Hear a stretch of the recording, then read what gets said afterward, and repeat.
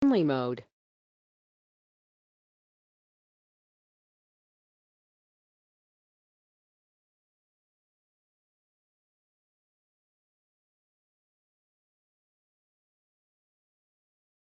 Hello everyone and welcome to this afternoon's webinar. It was afternoon here in the UK, and thank you, as always, thank you for your patience. David and I, we're okay technically. We've got the GoToWebinar going, we've got the charts going. For some reason, we can't seem to speak to each other through our headsets, so I'm not quite sure what's going on. But anyway, David is opposite me. It doesn't really matter. He can hear me. And as I said last time, this is a problem from the last webinar.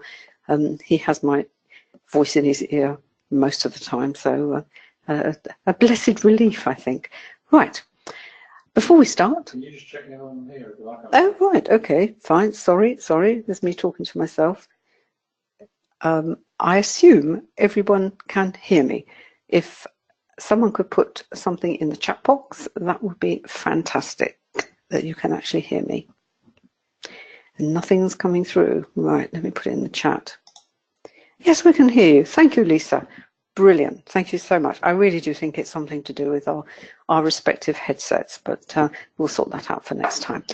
As I said, thank you so much for coming along. It's brilliant to have you here. There have been lots of exciting things happening on the markets this morning, both on the charts, what's going on in the background. It's really one of those kind of times when, oh gosh, it's such a fantastic time to be a trader. It's always a great time to be a trader, but as I said, with so many things going on, it's a very special time at the moment. But before we start, as always, I really have to draw your attention to the disclaimer, which I know you can see on your screen. As you know, this is or it can be a very risky business, so please don't even think of using money that you cannot afford to lose. Right, here we are. This is myself and David. Both of us will be running this session.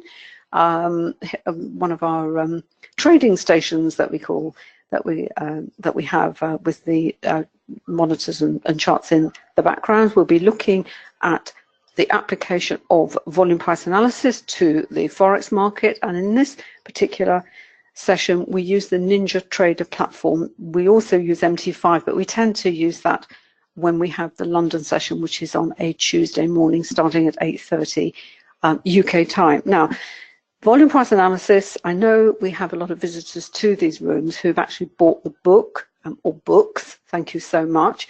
And as you can see here, we've now bundled the sort of Forex books together in what we call the Forex Trading Library, because volume price analysis is the technical analysis side of trading, of becoming a Forex trader. It allows you to read the charts, what's happening, what's been happening, what is likely to happen. But we also have to be aware of what's happening on the fundamental and related markets. And it's even more important these days. When we started, I honestly have to say, we looked at a chart maybe on a Monday, early part of the week. The only decision you kind of had to make was, are they going to be buying the dollar this week or not going to be buying the dollar? And, you put your orders in and that was it. The fundamental news would come and go. But there was never the kind of impact that it seems to have now. The central banks didn't seem to have the huge role that they play now. That's partly as a result of the financial crisis, of course. The related markets, the idea of sentiment, the idea of risk, what's risk on, what's risk off, what's going to drive that sentiment, and how is that going to be reflected in the currencies and currency pairs that we like to trade. And this is actually from the trading education program, the Forex trading program that we've put together. And we can see here why we are in a situation where all these capital markets, they all interrelate, they all overlap, but bang in the middle is the Forex market, because it's the money market. It's the market that expresses these changes of sentiment, these changes of mood, if you like, the fastest. And we've had quite a substantial change of mood this morning with some really heavy buying of the Swiss franc, and the Swiss franc is a safe haven currency. One reason has been given is because of the sudden breakdown of the talks between Donald Trump and Kimmy, the North Korean guy. But, poor old Donald, he's having a bit of a torrid time at the moment, obviously with the Michael Cohen testimony as well. But the market has, taken that as a reason for a sudden, not necessarily a sudden sell-off, but a move into safe haven. Gold's had a bit of a comeback. The dollar has actually sold off, but it's the Swiss franc which has really been the sort of standout star from the currencies from this morning. And what we use in these sessions, what we use in our own trading, is we've developed these specialist indicators as part of the quantum trading suite of tools, and what we call the currency dashboard. They're available to buy individually, or you can have them, as I said, there are four key tools for identifying what is happening in the Forex market at a glance. So we start with the currency strength indicator on the left, we have a matrix, we have an array, and we have a heat map, and we'll show you how to use them, what you can do with them as we go through the session. I'm going to stop there. I'm just going to pass over to David, and then we'll start with the charts. I've got Ninja 7 up. David's got Ninja 8. He's been looking at, what have you been looking at, Donnie? We're looking at the euro or something. The dollar Swiss, well, the Swiss. I know the euro, there's been nice moves in the euro dollar as well. But as always, we're coming to a session crossover where, you know, that sentiment can change literally on, as we say here, on a sixpence. And in terms of fundamental news at 1:30, we have a real biggie. We have Advance GDP for the US. We've got a couple of other kind of minor news, and then that's it. But the big one is the Advanced GDP. I'll pass over to you, darling.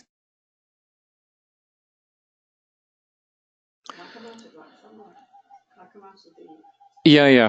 Thanks, darling, and a very warm welcome to you all. I know we've got some existing, some regular attendees in the room, so a warm welcome to you, and also some names I don't recognise too. So good to have you along today as well.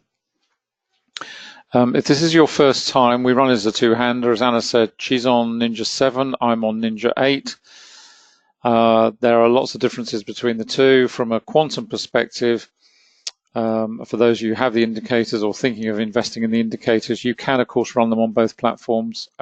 It's your choice, and you can switch between the two at any time as well. So it's not a separate license. It's just the same license which applies to a different coding setup for the indicators.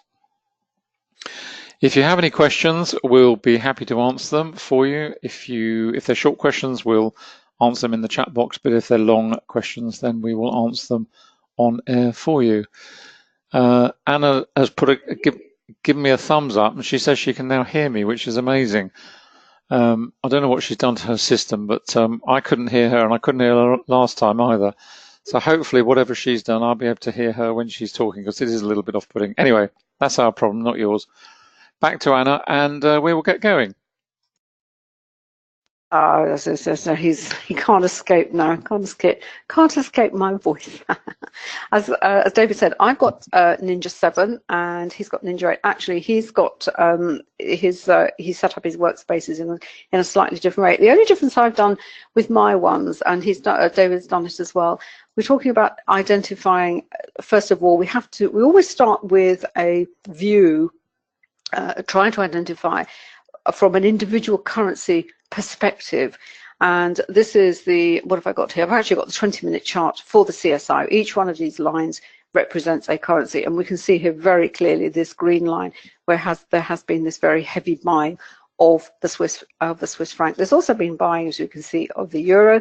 That's turned over slightly, but it looks like that's only a temporary correction, and it looks like it's going to be moving up. And down at the bottom, well, you know, where would you be looking to pair the Swiss franc? What would you looking to pair the Swiss franc with? In other words, it's been bought heavily, but what is it? You know, what's being sold? What's the counterpart currency that it's being sold against? And we've got this is there's a dollar. As I said, the dollar's been selling off. I've had a look at the dollar index. He had a bit of a reprieve yesterday from Powell's, was it yesterday? Yeah, the testimony in Washington. But certainly in this morning session, it's sold off and sold off quite heavily. But again, we're seeing a little bit of a tick up here. You will see that in these crossover periods when, you know, we're New York is just coming on board. That's the forex side of New York. Obviously, the main the physical markets haven't opened yet. And as new traders, a lot of new traders don't realize this, because this is marketed as a 24-hour market, which it is. It's open 24 hours a day. But these periods are so critical.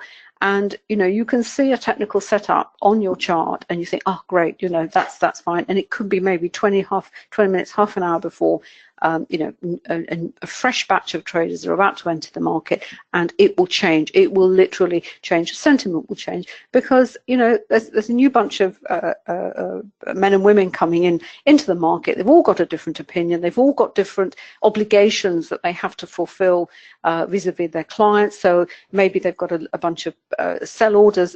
I'm talking huge money here out that have now got to be triggered, and so you will see that. So, but having something like a CSI, as we see here, at least what has been going on when you join, and is that going to continue? Is that currency at an overbought or an overstate position? And we can see here with there has been big strength in buying of the Swiss franc. But what I've also done is, let me just bring that down and open it slightly differently, is it's just something that one of our traders suggested. I hadn't even thought about it, to be honest, and you can see this on David's Ninja 8 as well, and that is, you can actually put two indicators on one chart with Ninja. It's a very flexible system. So what I've actually done, I've actually put the matrix on here, because what with the matrix done is, what we want to see is which of the Swiss pairs, if you like, is the strongest. Where has there been the most buying of the Swiss, or most selling? Which counterparty currency in the Swiss franc complex has been the most heavily oversold? And we can see here, in fact, all the Swissies are down at the bottom here. You've got the weakest, if you like, in the sense of the counter currency that has been sold off the most against the Swiss, certainly in this little batch, has been against the British pound. So that is also telling us that there's clearly been a nice trade there. The dollar Swiss is there. We've got the New Zealand Swiss, and at the top, obviously, you've got the Swiss yen, because obviously the currencies are reversed. Now, on Ninja 8, you actually have the ability to isolate these pairs, or isolate the currencies, so they're highlighted. What you can do on Ninja 7, you can do it on Ninja 8 as well, is you can bookmark them. So if you want to track something over multiple time frames, I've just got one time frame, but you could set up 2 or 3 of these, if you like, from the fastest through to the 5 minute, a 3 minute, a 5, a 10, or maybe a 20. You can bookmark the pairs, particularly if you restrict your trading to a handful of pairs, just kind of portfolio. So you're not like us. You look at the market on a day-to-day or a day-to-day basis, and you think, oh, I think I'm going to trade this today. You're not really fussed about what you're trading. But if you take the view that you like a portfolio, well, then by bookmarking, it really gives you a snapshot, a really quick graphical representation of what, not only what the individual currency is doing, but what the pairs in that complex will be doing as well. I've actually got the pound yen here. It's certainly benefited from the kind of good news in terms of what the market thinks to do with the British pound, in as much that crashing out on the 29th has been delayed, postponed. Maybe Brexit won't happen at all. Who knows? And that's certainly been reflected in some very, very strong buying of the British pound, certainly until today. Now, the pound yen is also reflective, also takes on board the sentiment that is in equities, because it has a yen in the pair, and you've seen that sort of pull back slightly. This is the 8-hour chart. And it's actually rather nice, because, as I said before, on participation, you will see 2 sort of volume bars that look, reasonably the same height, as it were, and then you will see a very small one, and that is the Asian session. And that is, so if you have an 8-hour chart, it's a great way to see how it's just participation level just drops off in the Far East and Asia. Does that invalidate volume price analysis? No, it doesn't at all. But it simply reinforces the fact that volume has to be is relative, and it also has to be read in context, in the context of the session you are actually trading. So I'll be looking at that. That's the nice trend up. In fact, it was, if we look at the daily chart here, it was actually at this point here, it really did sort of chop sideways for some considerable time. We've got, you can see that reflected in the heat map. It kept flip-flopping in and out of the different colors. It looked as though it was going to be to the short side. It attempt there to fall. Then it sort of went back into kind of not neutral, but it wasn't strong direction one way or another. Not surprising, it was around the VPOC. We had pivots to the top, pivots to the bottom, pivots to the top. You know, giving us the range that the pair was trading. There was a lot of a reasonable amount of volume going in to these very narrow candles. And with volume, if there's one thing that it will has to confirm, is it has to confirm the price action. So where you see, you know, reasonably sized volume bars with very squished candles, that's an anomaly. It's telling you, you know, that's not what's supposed to be happening. What you want to see is the volume and the price action in some kind of agreement. And obviously being around the volume point of control, that's also telling you that it's in a congestion period, congestion phase. Then we had the initial breakaway, as we can see under this candle, and we see the volume underneath it, which is, you know, reasonable. And we had a little a sort of spinning, sometimes we call a spinning top, a little doji candle. And that's, you know, again, a squished candle. It's a kind of pause. What's going to happen next? We've had a sort of minor congestion. It was actually shown by the two pivots here. And then we've had the resumption of this trend high. And we've had three volume bars here, 1, 2, 3. The middle one with the most. That's sort of, it's, you know, it's okay, we've had this pullback today, but it's really not enough of a pull. And, you know, we'd have to see what that volume is under this candle here. We're also coming to the end of the month end. There's a lot of a squaring of positions, but it certainly is at a very interesting point. And at the moment, you really wouldn't say that there's a lot of bearish sentiment that has come into this pair at the moment. And the trend monitor, this is what we want to see. We actually want to see it on a bright blue. And monitoring that over the next, certainly today and tomorrow, it's the beginning of the new month.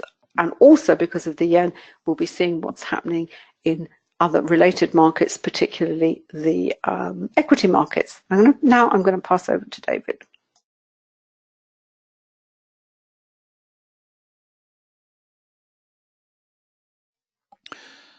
Thanks, darling. Hopefully you can hear me loud and clear as well.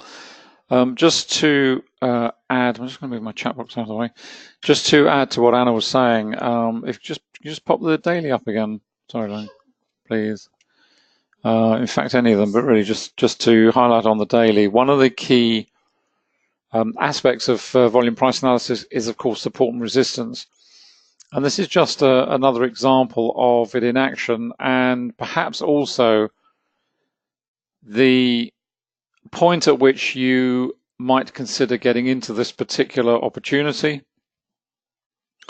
Certainly on the volume point of control is actually the yellow dashed line. That's the fulcrum of the market. That is the heaviest concentration of volume. That's where we've seen price rotating for the longest period, because it's where time, price and volume combine. We're bringing time into the equation, and therefore you see the extent of the volume that is sitting in these price regions.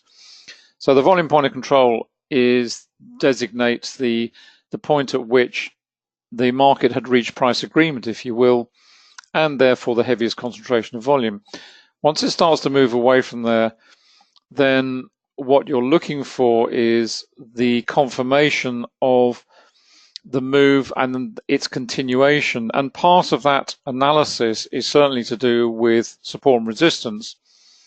Overlaying the yellow dashed line of the VPOC, we've got a very heavy blue dashed line, and that is signaling an area which has seen support and resistance from a price perspective, because that is the traditional way of looking at support and resistance, but you can also look at it on the histogram from a volume perspective. So when we're looking at it from a price perspective, it's the accumulation distribution indicator, which delivers these different width of lines which signal very clearly where the heaviest area is, where perhaps slightly lighter areas are of potential support or potential resistance, and they're up and down the chart.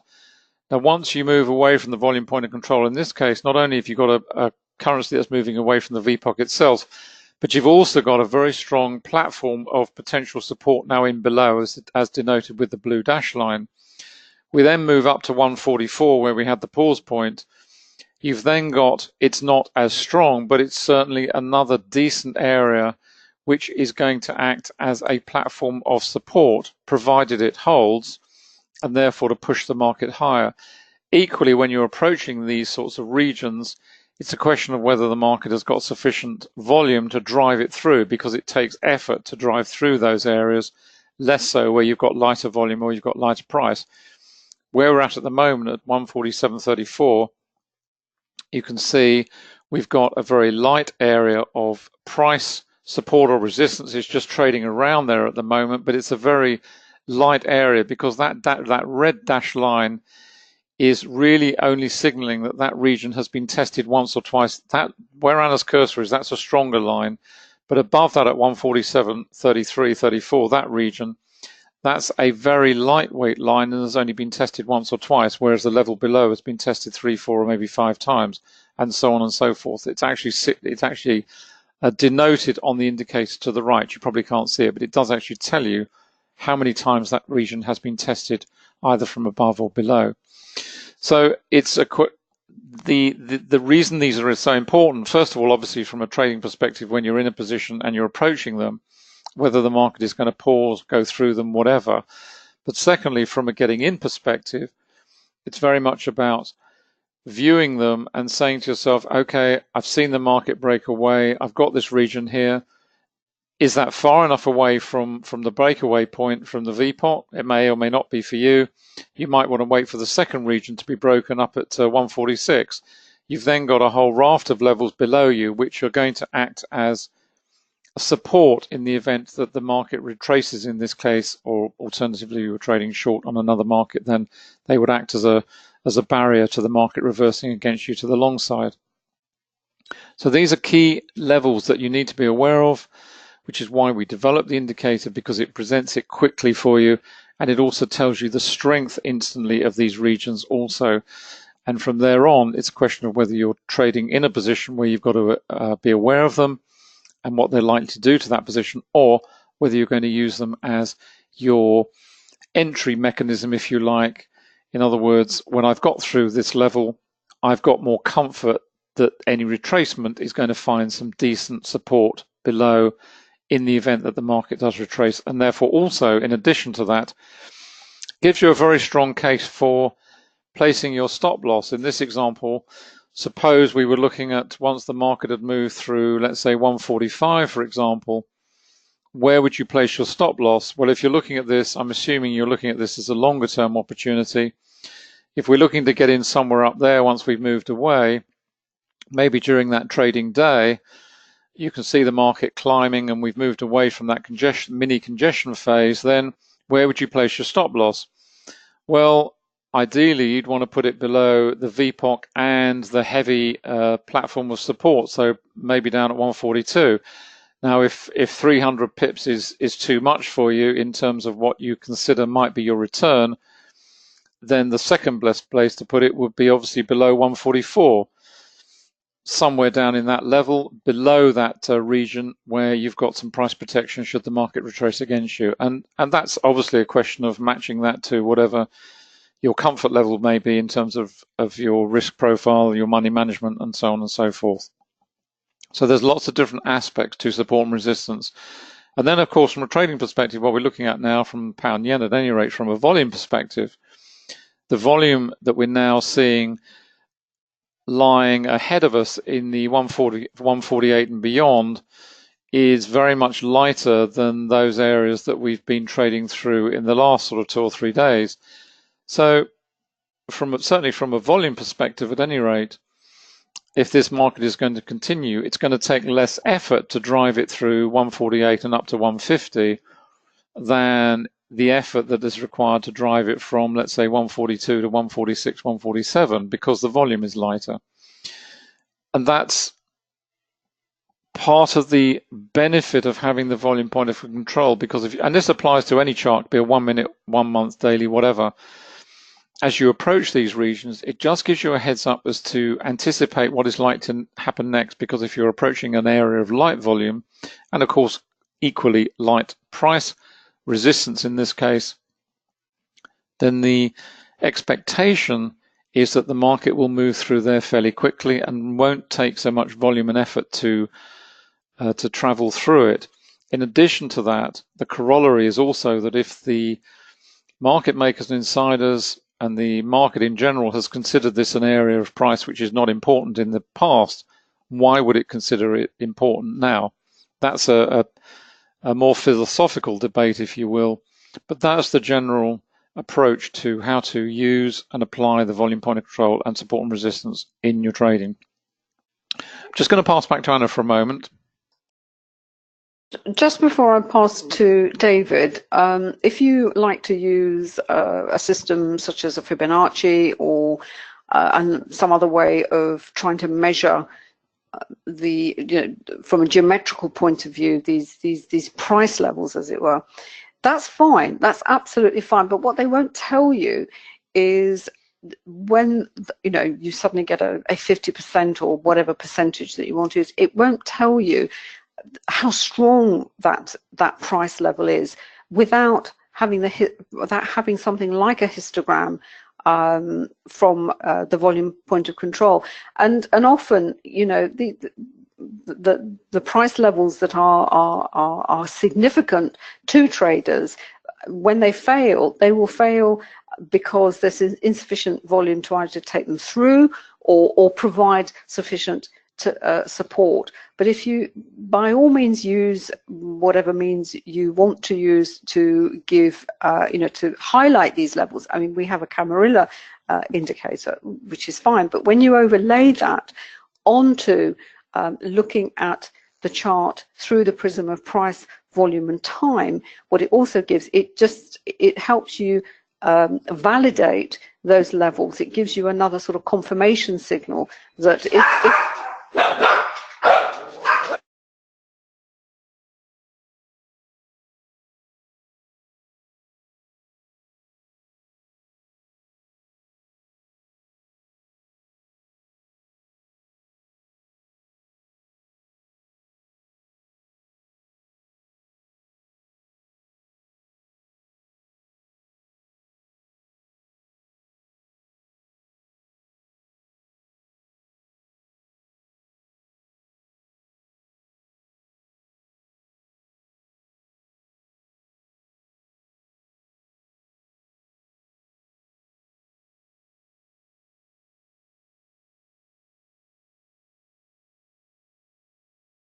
apologies, we've just had someone unexpectedly come to the door, so if you just give us a couple of minutes, we will be straight back.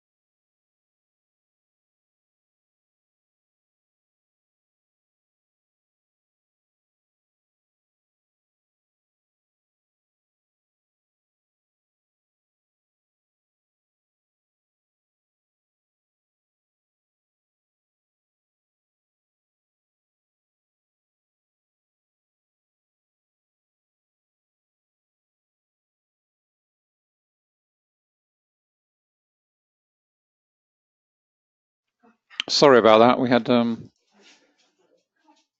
someone unexpected arrived. Apologies. And hopefully you can all see my screen. Just click that over there, move that over there.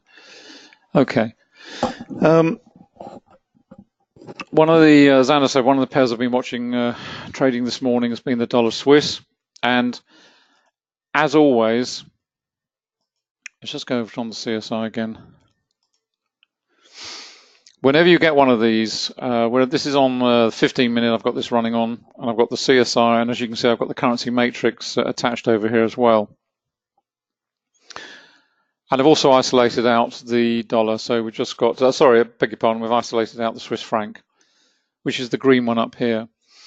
And whenever you get these risk-driven opportunities, they are, first of all, opportunities to consider from a trading perspective, because whatever is going on, and it's really just an example of how markets are interrelated, of the global sentiment that drives markets, but in particular currency markets, and the Swiss franc and gold, and to some extent the dollar.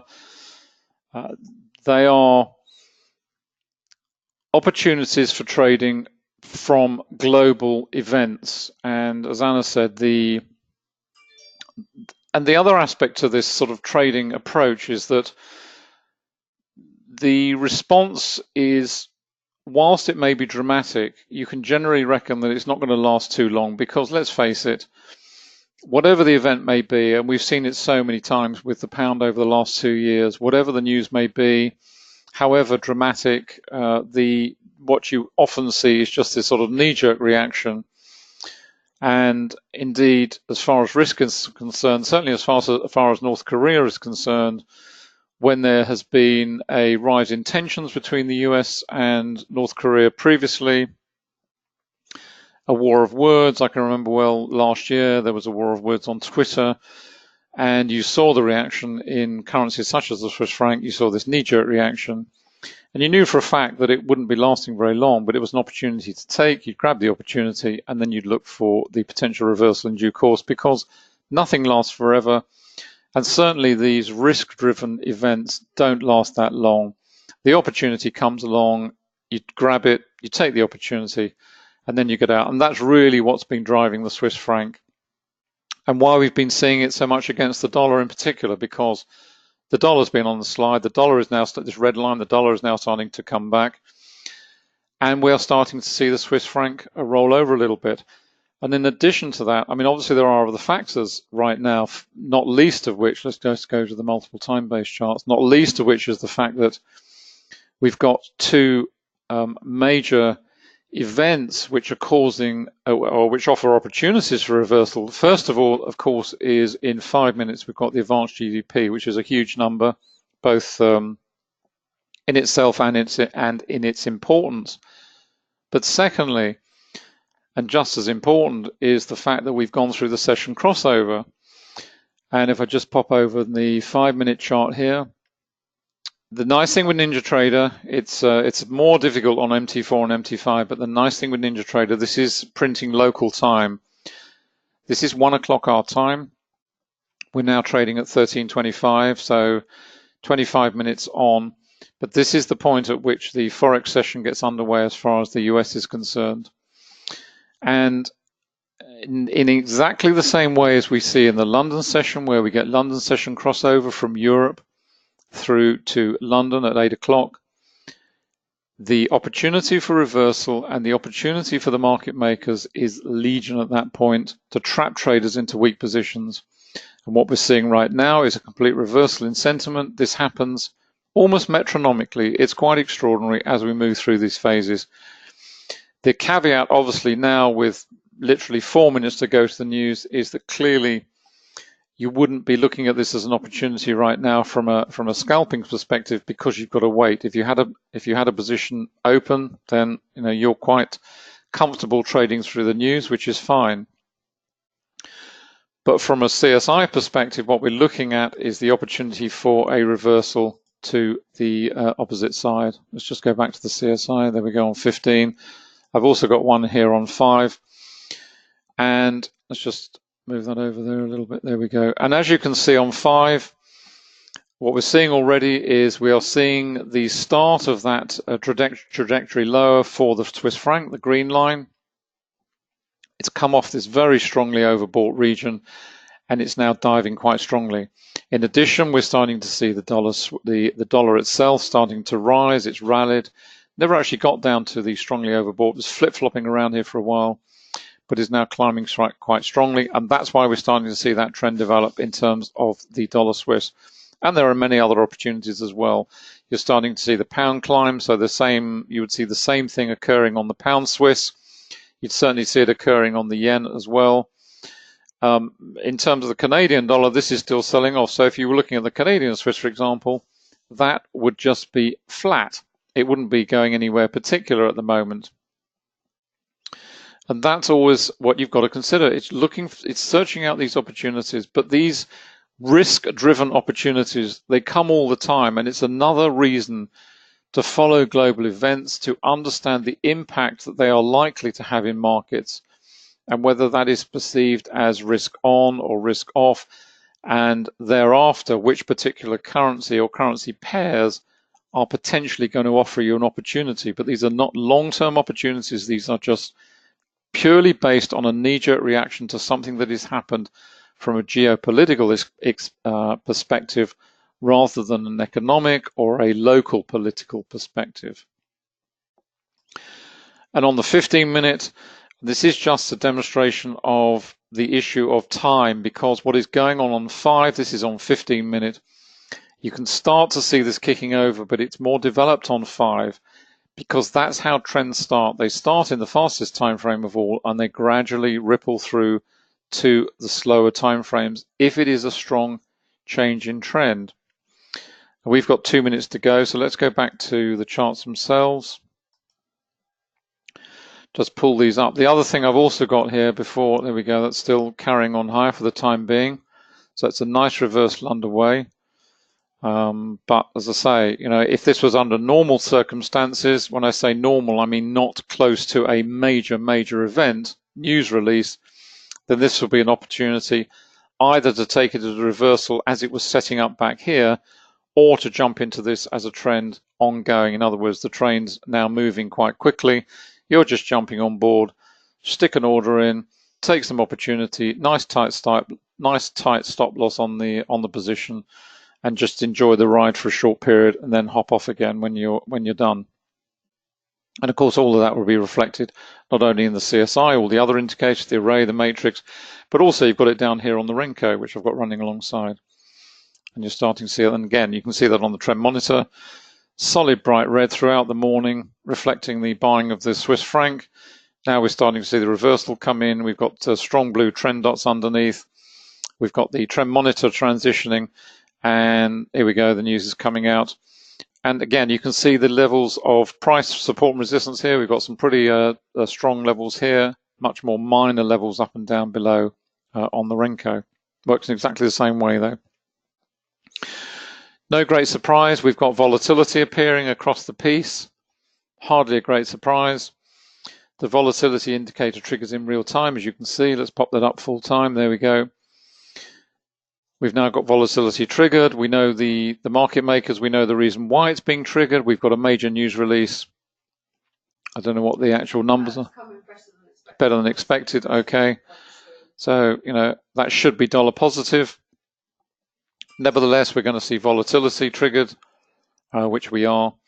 And at this point, it's a question of, if you're in a position, you've got to decide whether you want to sit through this. The news is positive, so your expectation is that this should be good for the dollar, so we should continue in that direction. We are going to see volatility, and we are for sure going to see some consolidation within that particular price action, certainly on the faster perspective. This is on 3 minute.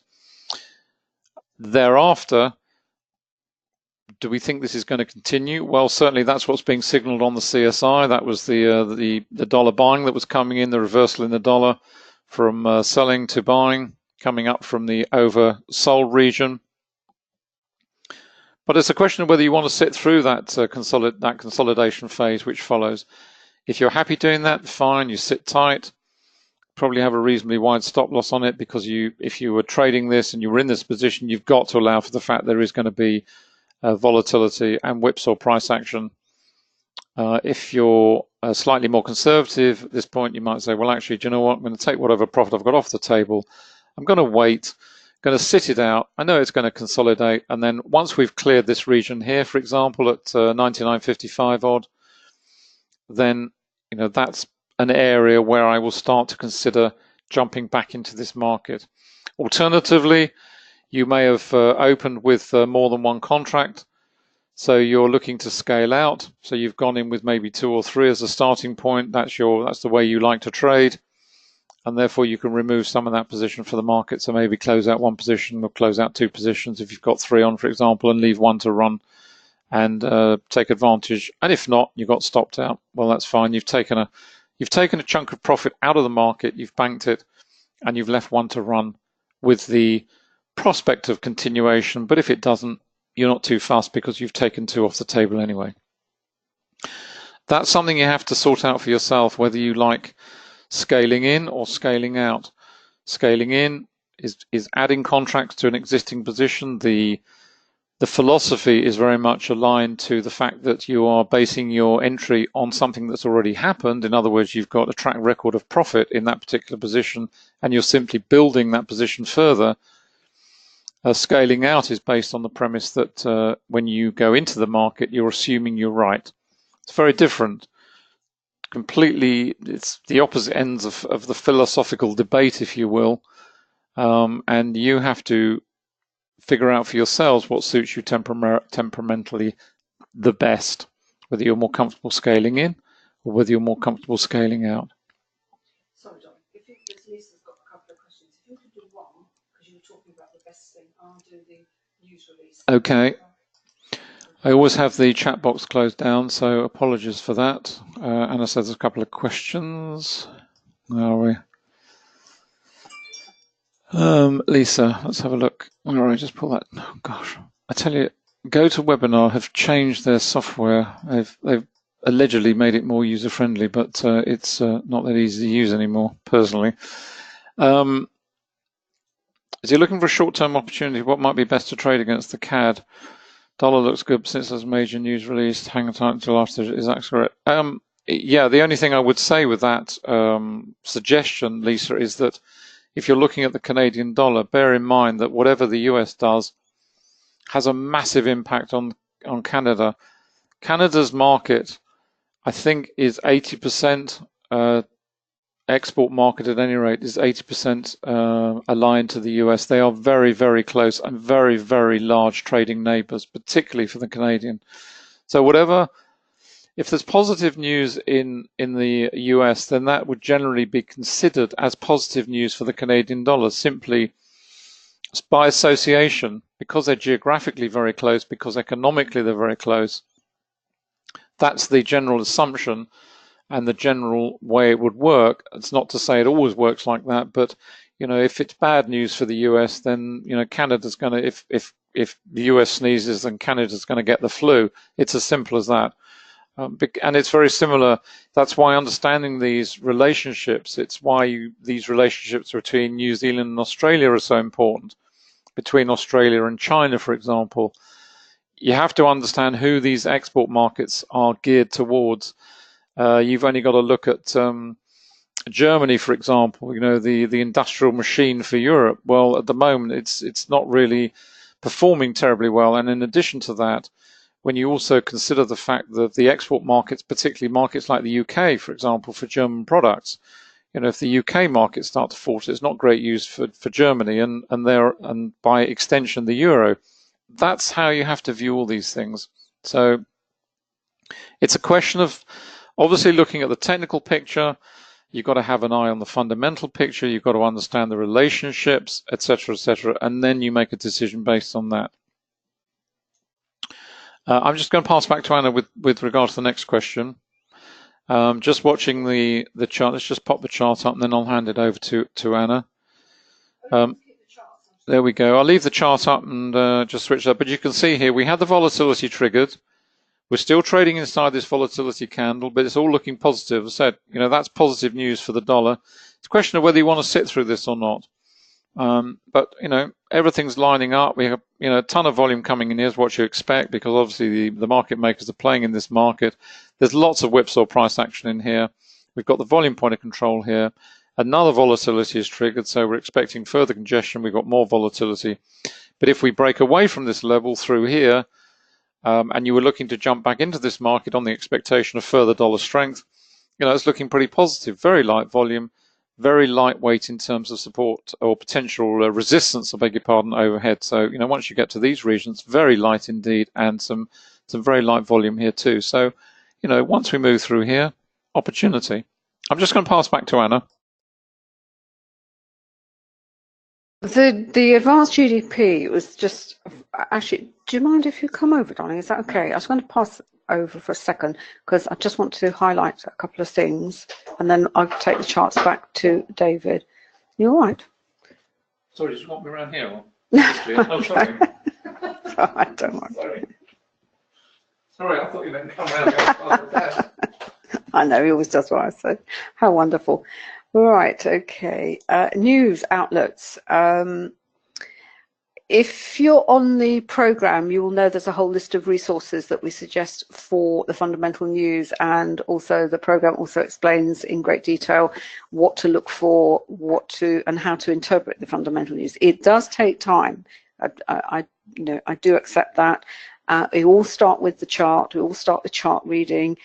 Chart analysis, maybe use some people just use price action with different sort of indicators. We use volume price analysis with our own indicators, and I have some standard indicators as well. But at some point, all traders begin to realize that you have to get a grip with the fundamental news, not just when these items are going to be released, although it's a blessed relief in the markets that they do come along at the same time.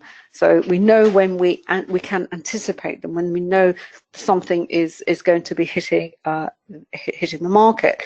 Now, where you decide to track the fundamental news, it's really up to you. That there are a number of free sources. A lot of traders like to use Forex Factory. Nothing wrong with Forex Factory. You certainly do get the most important ones. We have Advance GDP. We've got the Advance GDP price index, and we've got the unemployment claims. But in this data set that's released today, you won't get absolutely everything, because there's a lot of stuff which some of it's important, some of it isn't important, and it's difficult for traders to know what to pay attention to and what. So you then have to sort of start paying for this information. Talking Forex is a subscription service. So, and I know some brokers, certainly here in the UK, they offer it as part of if you open an account with them, they will release this as well. But in this data set that's come through, this is really important. This is the US core PCE prices preliminary, which is for Q4. And that's 1.7 versus 1.6. Now, if you may have heard us say on Tuesday and certainly last week that this is all about what the Fed is going to be doing in terms of interest rate rises, etc., etc. We've had Powell on 2 days with his testimony. There has been a bit of a change in the Fed's attitude because the stock market took a complete, fell off a cliff just before Christmas. The Fed took note of the market mood, if you like, which was not very happy. You want to think, well, they're the bank, they should be making the monetary policy. Why should they be influenced by what's going on in the market? But that's another issue. But this particular release here, the PCE, this is a metric that the Fed pay very, very close attention to. There's all sorts of ways of measuring inflation, some more accurate than others, some, but for whatever reason, the Federal Reserve pay very close attention to what's called the PCE, the personal consumer something, whatever. And this is the number. The expectation was 1.6 and 1.7. If they see this is going up, this is one of their triggers. This is one of the catalysts that if they see this rising, then it is going to have an impact on what they're going to do about interest rates. I know, on the other hand, there's other data which might be showing the the economy is slowing, etc., etc. We'll forget that debate at the moment. But this you won't necessarily see in a free resource such as a Forex Factory. The other resource you might like to try, if you've not come across it before, and they're good guys, so it's they're well worth paying attention to, and that is Forex Live. So they know their stuff. They sometimes post ahead, so they kind of say, well, what you should be looking for, and at other times they will do an analysis after. Adam is very, very knowledgeable, very hot on fundamental data, and it's these are the resources we certainly recommend, certainly suggest, because we know that they're trusted. They're consistent, if you like, and you will get more of an idea of the fundamentals, and also they talk about related markets as well. And if you haven't thought about our Forex program, well, it's all in there, and you can educate yourself on that as well. So I'll pass back to you. Is that okay? Yeah.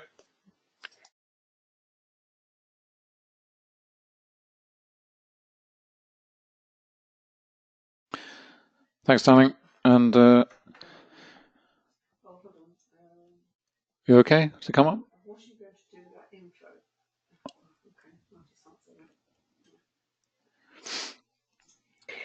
What you do with the information is basically, it really comes down to, are you intraday trading? If you're intraday trading, you have to be aware that the release is coming up.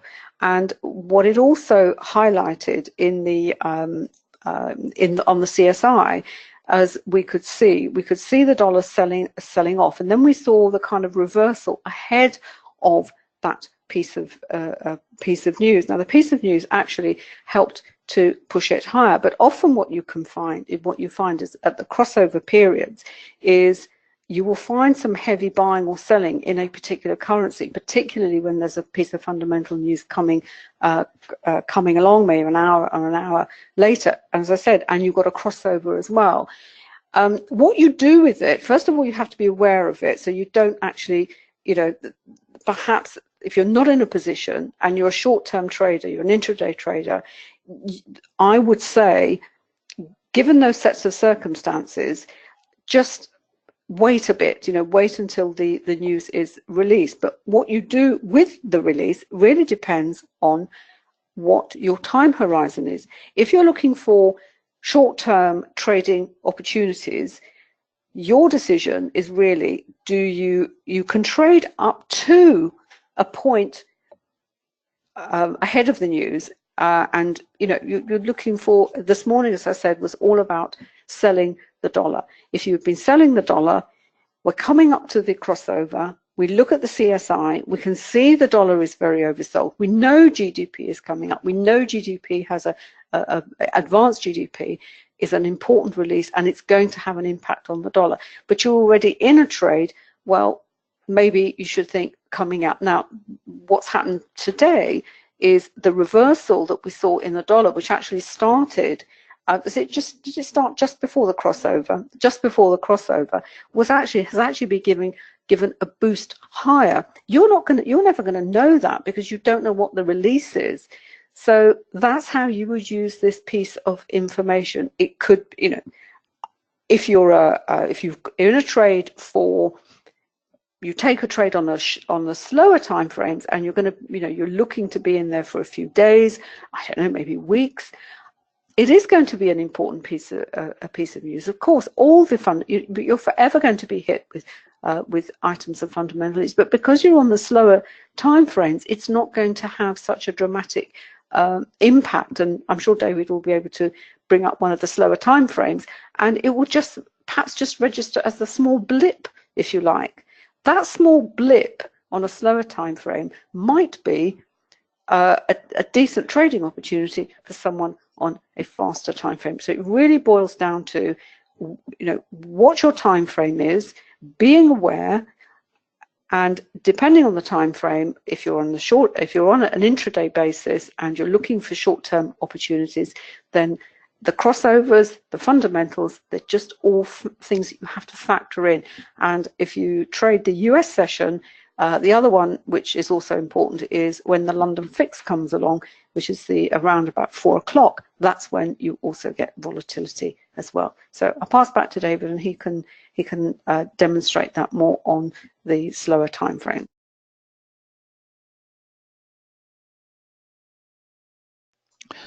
And really, just to make the point, moving to the daily chart for the dollar Swiss, you've got volatility here. Your expectation is a move inside the spread of the candle, which is what we've got. When we get volatility on a daily time frame, it's always a very strong signal, because it doesn't happen that often, but when it does happen, boy oh boy, you know, it's another signal to look out for, certainly in terms of consolidation and potentially a reversal. Let's suppose you've taken this position, you're in a reversal now, you're short dollar Swiss, and you're going to be holding that for days, maybe weeks even. This is what's going on today. This is in the last sort of 10, 15 minutes, 20 minutes. We've seen this recovery from the low of the session, which is here, and we're now back up here. From a longer term perspective, do you actually care about that? The answer is it's of passing interest and really no more. You would be aware of it. You'll be aware of what's coming up on the calendar every day. But from a trading perspective, you're holding this position on the expectation of longer term, and also that the trend is going to develop further. If you're looking at this chart from a daily perspective, the signals for holding it longer term would certainly be reinforced by this very, very strong platform. This was acting as support and is now acting as resistance, because we've gone through it today, assuming the candle holds today. So you've got a huge wedge of price action here, which is going to create a barrier to any reversal higher. In other words, more dollar buying. From a, let's say, next few days perspective, what are we expecting? Well, we're trading now down near the volume point of control here, and we've got an absolute ton of price action over here. But in addition to that, you've also got a very strong platform here, which could act as support. So from a trading perspective, you're not anticipating this market is really going to motor through this region with any great conviction. The probability is that it's going to trade sideways around here for a little while. For all those reasons, you've got a ton of volume, you've got the volume point of control, and you've got this platform underneath here, which is going to act as support. And indeed, it's just been touched today. You can see the bottom of that price action, the low of the session, has really got down to that region. Now we've seen the reversal through the fundamental drivers. But from a trading perspective, your trend monitor is bright red. So we've gone through the transitional phases. We've had this extended run higher. That was all supported by the trend monitor. Then we've had the classic two-color change from bright blue to darker blue, into darker red, and now at the other side into bright red. So we're in bearish territory, bright red. And from a longer-term perspective, you know, that's what you're expecting. You're expecting some congestion. You're going to hold this for the longer-term bearish picture to develop further. And if we can break through this lot, then, you know, there's more opportunity to the downside, hopefully supported with rising volume as the market falls.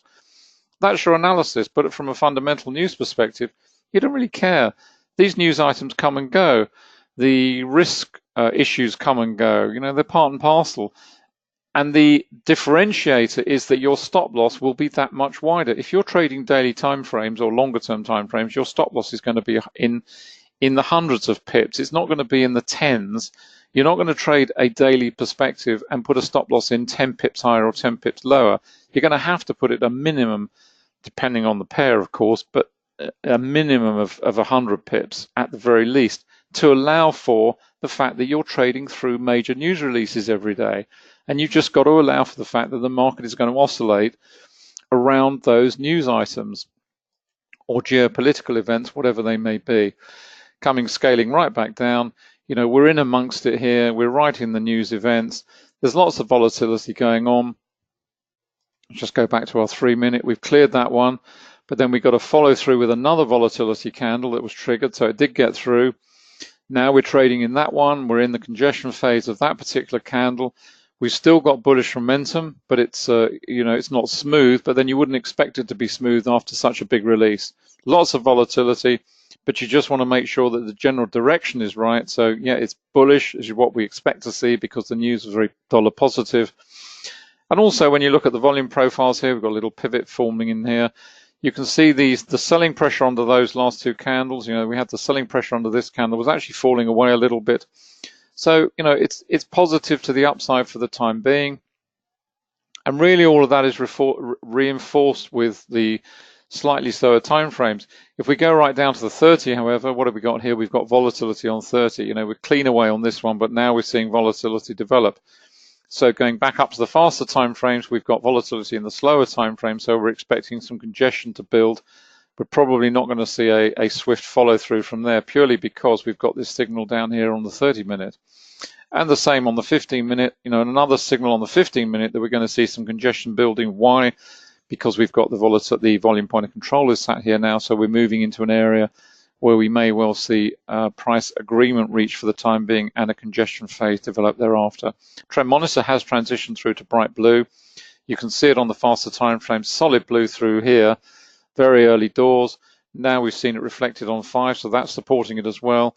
We're seeing that transition through onto 15. Nothing on 30, but then you wouldn't expect it. It's not developed enough. We haven't had enough time to pass in terms of a meaningful change for this to change in any significant way. If this trend is going to develop longer term, then this will go to the transitional colors, probably dark red, maybe dark blue, or maybe straight through to bright blue if it is a true change. And you can see it obviously on the Renko. You know, that's helping support. We've gone through this level here. That's now acting as a platform of support. More support here, minor levels here, nothing up above at the moment, but that will come as the price tests and retests those various regions. And that's really putting it all together. And the other, I've just set this up very quickly over on the tick speed workspace just to highlight the fact that, you know, trading on tick charts is not limited to index trading, which we'll do in the next session. But, you know, this is a spot market. This could be currency futures, but we've got the spot market here. So we've just got bog standard, dollar Swiss, trading on the multiple tick charts. And this is where you'll see raw momentum revealed. It's highlighted with the activity on green. You'll see the activity when it goes into red or orange. It's, you know, it's running along when we're in a congestion phase maybe, and then you get a burst of activity and it's highlighted instantly on the indicator. I've got 1 minute, 3 minute and 5 minute here, and that translates out onto the various tick charts of 233. I've got 144 up here because it's pretty slow on 3 at the moment, and up onto 377 on the 5 minute equivalent on the tick chart there. So it just gives you a heads up. All the indicators work in exactly the same way, and it just gives you raw momentum in exactly the same way as you see it on the Renko chart here, where you're seeing momentum delivered through the market through the prism of a Renko chart, which is independent of time. So you're seeing it on the tick charts on here, where again, it's independent of time. This is driven by the speed the market is moving at. The activity in the market is reflected directly onto the chart in terms of activity and speed and momentum. Let me pass back to Anna because we're over time. Just going to have to wrap up.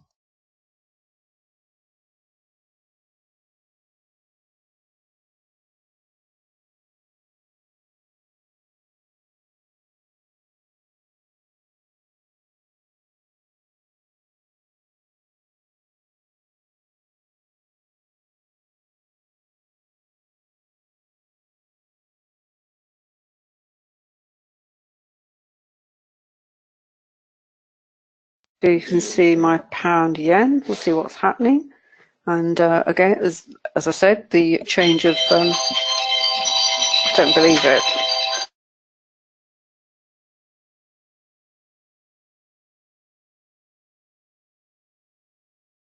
Really sorry about this, honestly. Okay, right. My fault. I think I'll definitely turn the phone off for the next one.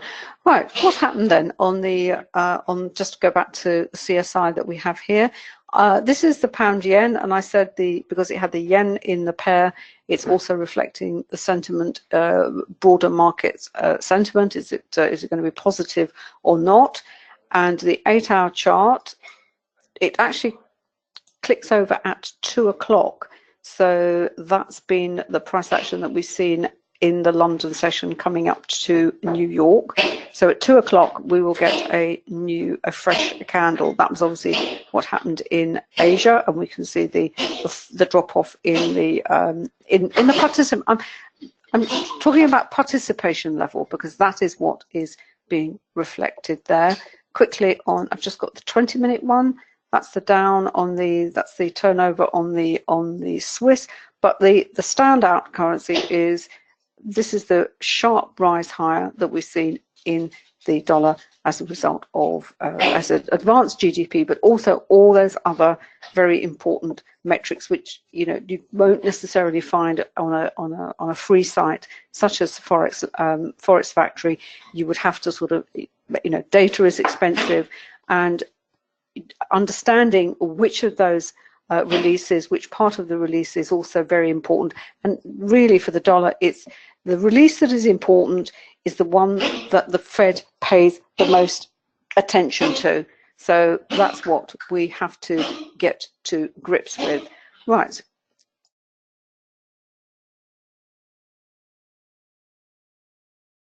Right, we are going to wrap up. We are back later on for the indices, which should be very interesting given the news that's come out. As I said, there's really not very much this afternoon. David, I think you turned it off.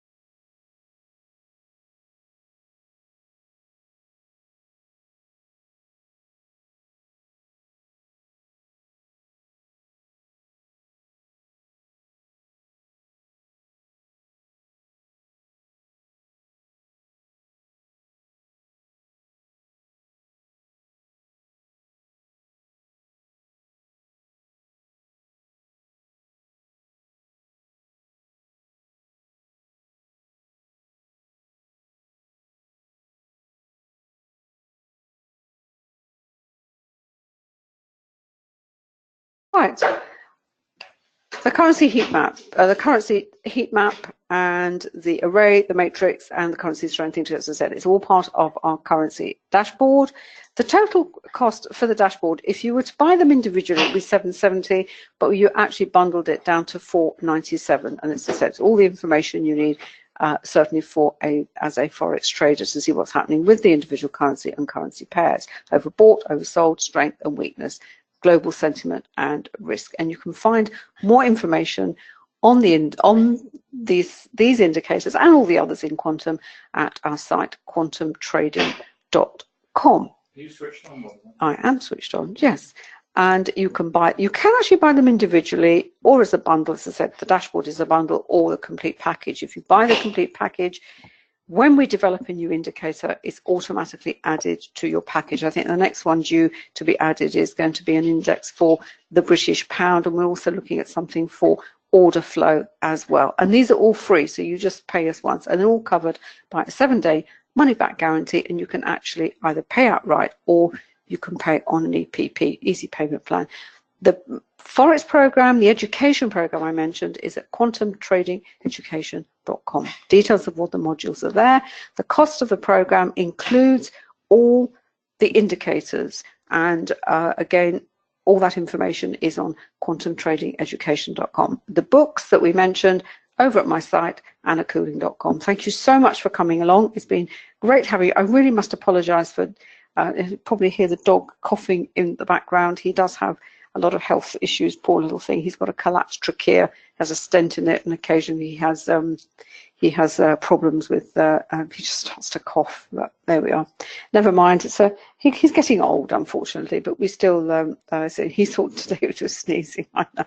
No, Lisa, poor Harry, he's a very game little dog, but he was a medical emergency, collapsed trachea, stent, diabetes. Other than that, he's fit as a fiddle, really. So there we are. And apologise for the phone and everything else. We are back later. We're going to look at the indices for day trading. Hope you can come along. Hope you enjoyed it. And we'll catch you next time. Take care.